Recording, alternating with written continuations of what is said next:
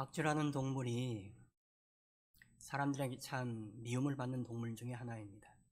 생긴 것도 징그럽고 또 어두운 데 사니까 꺼려지는 동물인데다가 요즘은 코로나 팬데믹의 이 바이러스 매개체로 지목이 되어서 사람들에게 미움을 받고 있습니다. 박쥐라는 동물은 새 조류가 아니라 포유류입니다. 날아다녀서 우리가 새라고 생각하기 쉽지만 알을 낳는 것이 아니라 새끼를 낳는 포유류란 말이죠. 날개로 보이는 것도 사실은 손가락 사이에 있는 막이 크게 발달이 돼서 날개처럼 이용하는 것이다, 그렇게 말합니다. 사람들은 박쥐가 어둠 속에서 잘 활동을 하기 때문에 시력이 밝다고 생각해서 눈이 밝은 쥐라해서 박쥐, 발쥐 그렇게 이름을 지어놨습니다. 그 발쥐가 이름이 변천돼서 박쥐가 된 것이죠. 그런데 실상 이 박쥐는 시력이 퇴화한 동물입니다. 어둠 속에 살다 보니까 눈이 퇴화되어서 시력을 상실한 것이죠. 대신에 초음파가 발달해서 이 초음파를 이용해서 활동하는 동물입니다. 첫사람 아담이 범죄한 이후에 사람들 안에 있는 하나님의 형상이 일그러지고 또한 사람들이 영적으로 퇴화되었습니다. 하나님과 대화하고 하나님과 함께 살아갈 수 있도록 창조된 사람들이 하나님을 이해하지도 못하고 하나님을 바라볼 수도 없는 존재가 되고 말았습니다. 영적으로 타락하고 영적으로 무능력한 존재가 된 것입니다. 하나님의 백성이라고 했던 유대인들조차도 하나님이신 예수님이 이 땅 가운데 내려올 때에 그 예수님을 알아보지를 못했습니다. 요한복음 1장 10절에서 11절까지 말씀 보시면 세상이 그를 알지 못하였고 자기 땅에 오매 자기 백성이 영접하지 아니하였다, 그렇게 말씀하고 있습니다. 하나님을 알아보지 못하는 하나님의 백성, 영적으로 무능력해서 무지해서 그런 것입니다. 오늘 본문에 나오는 니고데모란 사람도 예수님이 거듭남에 대해서 말씀하시고 성령에 대해서 말씀하시는데 그 말씀을 이해하지를 못했습니다. 도무지 그 말씀을 받아들이지를 못한 것입니다. 유대교의 최고봉이라고 할 수 있는 니고데모조차도 영적으로 무능력한 것이죠. 그래서 예수님께서 말씀하십니다. 오늘 본문 9절과 10절 말씀 보십시오. 우리 9절과 10절 말씀 같이 한번 읽어보실까요? 니고데모가 대답하여 이르되 어찌 그러한 일이 있을 수 있나이까? 예수께서 그에게 대답하여 이르시되 너는 이스라엘의 선생으로서 이러한 것들을 알지 못하느냐? 예수님께서 거듭남과 성령에 대해서 말씀하셨건만 그것을 이해하지 못하는 니고데모에 대해서 예수님이 지적하시는 것입니다. 너는 이스라엘의 선생이라고 하면서 그 영적인 것을 이해하지 못하는 것이냐? 선생이 영적인 것을 이해하지 못하니 그 제자들인 이스라엘 백성들은 말할 것도 없죠.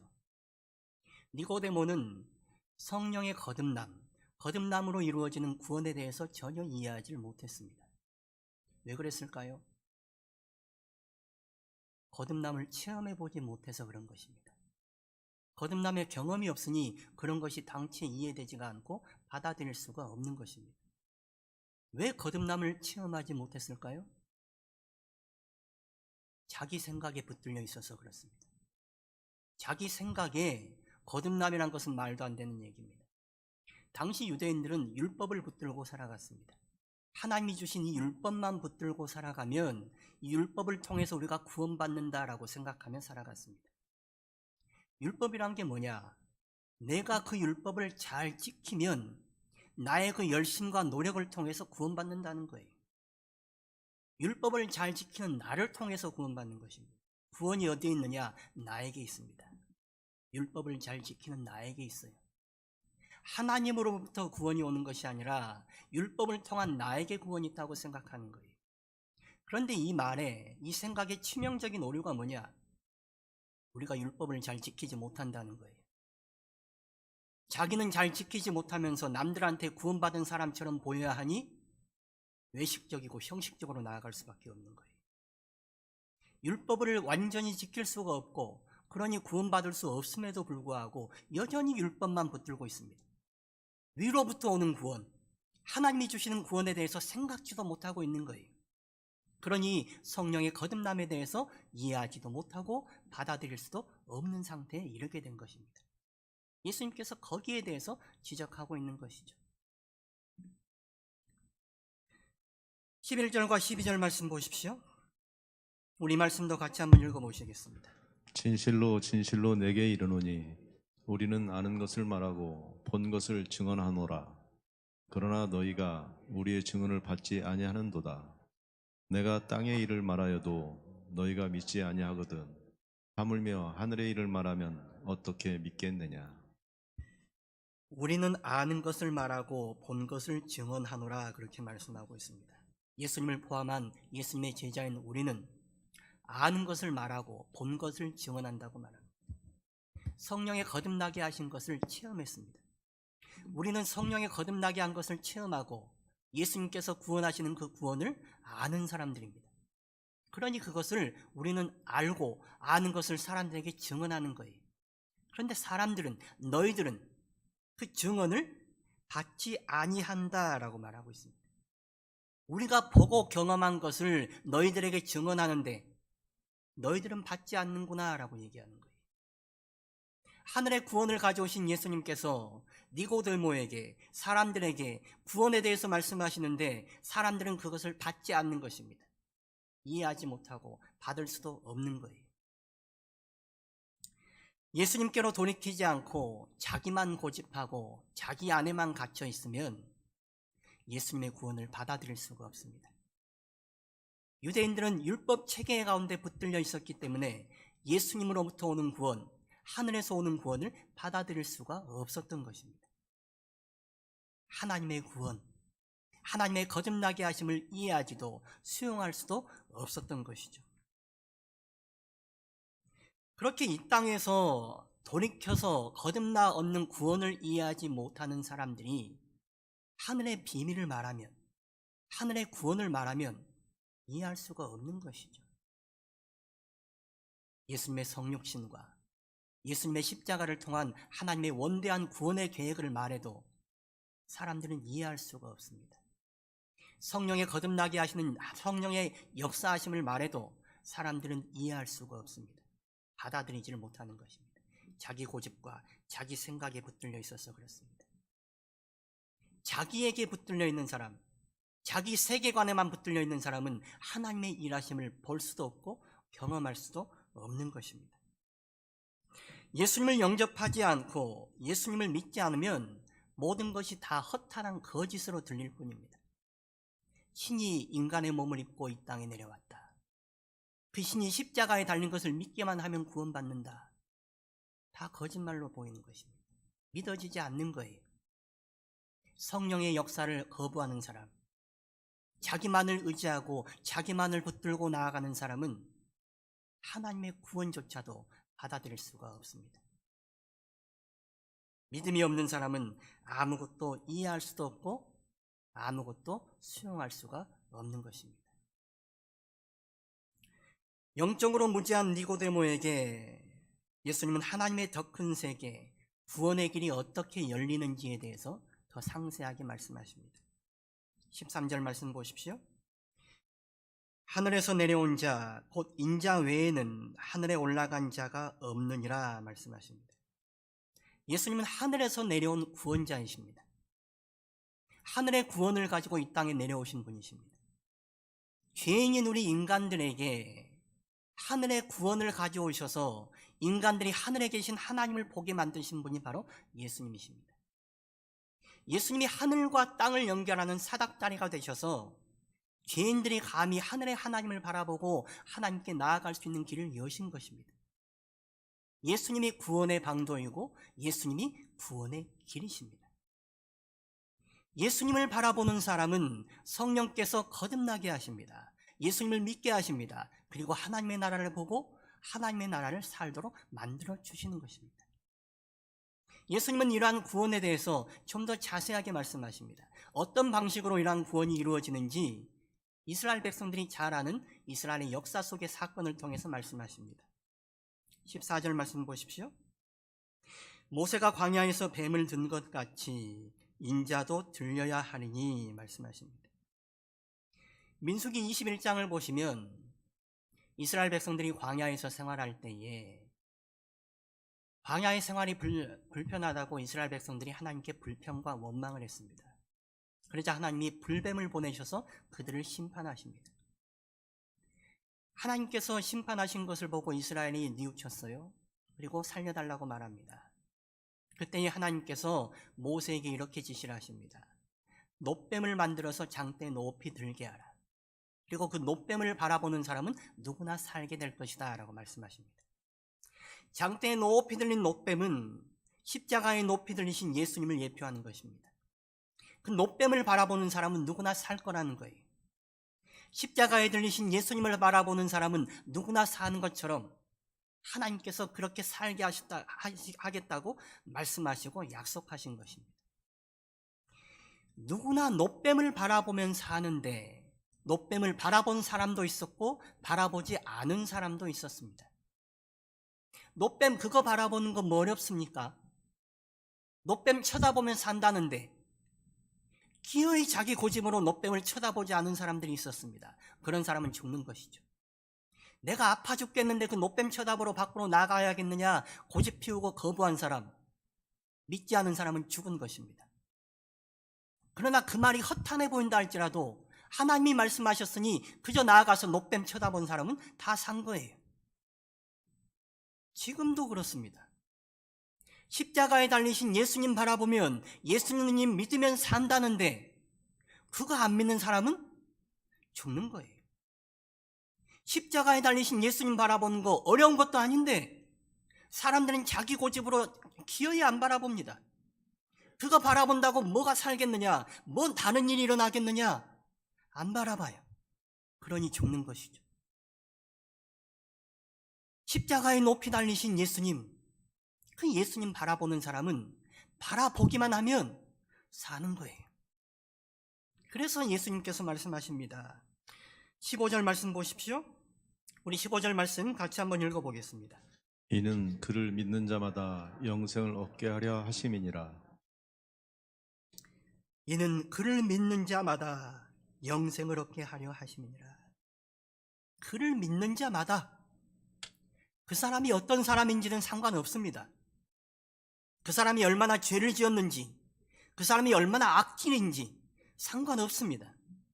그저 십자가에 달리신 예수님을 바라보기만 하면, 그를 믿기만 하면 그에게 영생이 주어진다는 거예요. 우리가 착해서, 우리가 대단해서, 우리가 하나님께 순종하는 사람들이어서 구원받는 거 아니에요. 그저 우리가 예수님께 돌이키고 예수님을 믿으니 예수님께서 우리를 구원해 주시는 것입니다. 구원의 방식은 거기에 있어요. 십자가에 달리신 예수님 바라보는 사람, 예수님의 십자가 바라보는 사람, 십자가를 믿고 십자가를 의지하는 사람, 그런 사람에게 영원한 생명, 영생이 주어진다라고 말씀하는 것입니다. 예수님이 십자가에서 고난받으심은 달리 말하면 예수님의 영광이었습니다. 예수님의 십자가 고난으로 죄인인 우리가 하나님의 자녀가 되었습니다.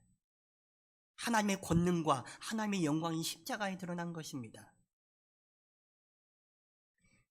주님의 십자가의 고난은 우리를 구원하신, 우리를 당신의 자녀 삼으신 하나님의 승리이고 하나님의 영광입니다. 우리를 위해 십자가에 들리신 예수님을 보고 믿는 사람은 누구나 구원을 받습니다. 이것이 구원의 핵심입니다. 이것은 인간 차원의 일이 아닙니다. 인간의 노력이나 인간의 지식이나 인간의 공로로 되는 일이 아닙니다. 하나님 차원의 일입니다. 하나님이 하신 것입니다. 십자가에서 하나님이 이루신 일을 우리는 그저 바라보고 믿기만 하면 누구나, 믿는 누구나 영생을 누리게 된다. 하나님께서 우리에게 약속하십니다. 15절 상반절 보시면 믿는 자마다 그렇게 말씀하세요. 믿는 피스티온이라는 현재형을 쓰고 있습니다. 지난 시간 말씀드린 것처럼 헬라어에서 현재형은 계속되고 반복되는 것을 의미합니다. 믿음이라는 것은 세례받을 때 있었는데 지금은 희미하거나 없는 것을 말하는 게 아닙니다. 믿음은 그때도 있었고 지금도 있었고 장차도 있을 것을 말하는 것입니다. 내가 어제도 믿음 가운데 있었어요. 오늘도 믿음 가운데 있습니다. 그리고 내일도 믿음 가운데 있어야 돼요. 그래야 우리가 영생 가운데 나아가는 것입니다. 믿음이란 것은 매일 매 순간 우리 삶의 전 여정에서 계속되는 거예요. 오늘은 믿음이 있는데 내일은 믿음이 없습니다. 그러면 영생에서 이탈되는 것이죠. 믿음은 있었다 없었다 하는 것이 아닙니다. 우리가 토끼전 이야기 잘 아시죠? 바다의 여왕님이 병이 들었습니다. 그런데 토끼 간을 먹으면 병이 낫는답니다. 그래서 자라를 사신으로 보내서 토끼를 데려오게 만듭니다. 자라가 토끼를 잘 구슬려서 용궁으로 데려갔더니 토끼가 상황을 보니 자기가 죽게 생겼어요. 그래서 꾀를 냅니다. 사실 내 간을 탐내는 짐승들이 많아서 내가 간을 밖에 꺼냈다가 산속 어딘가에 숨겨놨다는 거예요. 그래서 다른 짐승에 잡혀도 이 귀한 간을 뺏기지 않게 위해서 그랬다는 거예요. 나를 다시 그 육지로 내보내주면 간을 다시 가져와서 여왕님을 살리도록 하겠습니다. 그래서 토끼를 다시 육지로 내보냈습니다. 육지로 올라온 토끼가 자라를 보고 하는 말이 세상에 간을 꺼냈다, 뺐다, 넣었다는 동물이 어딨냐? 그리고 도망쳐버리는 거예요. 용왕님도 자라도 용궁 사람들도 다 속은 것입니다. 속은 게 바보죠. 우리 믿음은 어떻습니까? 우리 믿음은 있다가 없다가 하는 것입니까? 넣었다 뺐다 하는 것입니까? 믿음은 넣었다 뺐다 하는 토끼 간이 아니에요. 교회 나오면 믿음이 있는 것 같은데 교회 밖을 벗어나면 믿음이 없는 사람처럼 보이진 않습니까? 교회 나오면 예수님이 우리 구원자라고 말하는데 세상에 가면 예수님이 아니라 세상의 물질과 힘이 우리의 구원이라고 말하지 않습니까? 그러나 세상이 우리에게 주는 것은 일시적인 것입니다. 잠깐 누리는 거예요. 예수님이 주시는 것이 영원한 것입니다. 예수님이 우리에게 구원을 주시는 것이지 세상 다른 것이 우리를 구원하는 것이 아닙니다. 그래서 우리는 예수님을 향한 믿음을 분명하게 가지고 있어야 돼요. 내 안에 믿음이 확실한지 다시 한번 확인해 보시기 바랍니다. 믿는 자마다 구원을 받는 것이지 믿지 못하면, 믿음이 없으면 구원에서 이탈되는 것입니다. 15절 하반절에 보시면 믿는 자마다 영생을 얻게 하려 하심이니라 말씀하고 있습니다. 영생, 이 영생이라는 것은 요한복음의 중요한 주제입니다. 요한복음의 기록 목적 자체가 예수 믿는 사람이 영생을 얻도록 하기 위해서 기록이 되었습니다. 요한복음 20장 31절 말씀 보십시오. 우리 말씀 같이 한번 읽어보실까요? 오직 이것을 기록함은 너희로 예수께서 하나님의 아들 그리스도이심을 믿게 하려 함이요 또 너희로 믿고 그 이름을 힘입어 생명을 얻게 하려 함이니라. 요한복음이라는 성경을 기록한 목적 자체가 너희가 예수님을 믿고 예수님 이름을 힘입어서 생명, 영생을 얻게 하기 위함이다 라고 밝히고 있습니다. 우리에게 중요한 것, 우리가 얻어야 할 것, 우리에게 필요한 것이 뭐냐? 영생이라는 거예요. 그 영생은 어떻게 얻는 것이냐? 예수님을 믿는 자마다 얻는 것입니다. 예수님을 나의 구원자로 믿는 자마다 영생을 주신다 하나님이 약속하고 계시는 거예요. 영생이라는 것을 사람들이 보통 영원한 생명해서 시간적인 개념으로 생각을 합니다. 영생은 물론 시간의 개념이기도 합니다. 그러나 더 중요한 개념은 하나님과 새로운 관계 속에 살아가는 새로운 삶의 개념을 가지고 있습니다. 악인들도 영생합니다. 악인들도 지옥 형벌 가운데서 영생이에요. 그러니 성경에서 말하는 영생의 개념은 영원한 생명이라는 개념보다 하나님과 새로운 관계를 맺게 된다, 하나님과 새로운 삶을 가지게 된다, 그것을 영원토록 살아간다라는 것을 의미하는 것입니다. 우리가 예수님을 믿게 되었습니다. 그래서 하나님의 자녀가 되고 하나님과 새로운 관계를 맺게 되었습니다. 하나님과 새로운 삶 속에 살아갑니다. 이것이 이 땅에서만 유지되는 삶이 아니라 죽어서도 영원토록 유지되는 삶입니다. 하나님과 맺어진 새로운 관계가, 새로운 삶이 영원토록 하나님 안에서 이어지는 거예요. 그게 영생이라는 것입니다. 우리가 예수님을 믿기 전에는 세상과 관계를 맺으며 살아갔습니다. 그래서 세상 것을 좋아하고 세상 것을 많이 움켜쥐고 세상 것을 누리고 살려고 살아갔습니다. 그러나 예수 믿고 나서는 그 삶이 달라져요. 이제는 하나님이 최고의 가치가 되고 하나님으로 즐거워하는 삶을 살게 되는 것입니다. 하나님과 새로운 관계, 하나님과 새로운 삶 속으로 들어간 거예요. 지금도 하나님과 새로운 관계, 새로운 삶 속에 살아가는 것이고, 죽어서도 우리 생명이 끝나는 것이 아니라 영원토록 하나님과 새로운 관계, 새로운 삶 속에 살아가는 것, 그것이 바로 영생이라는 거예요. 영생이라는 것은 현재적인 동시에 미래적이고 종말적인 것입니다.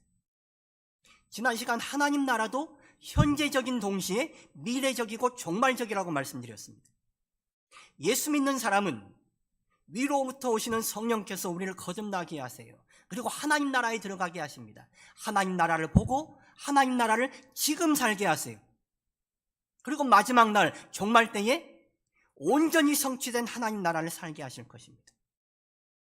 예수 믿는 사람은 지금 하나님의 생명 가운데 살아가게 됩니다.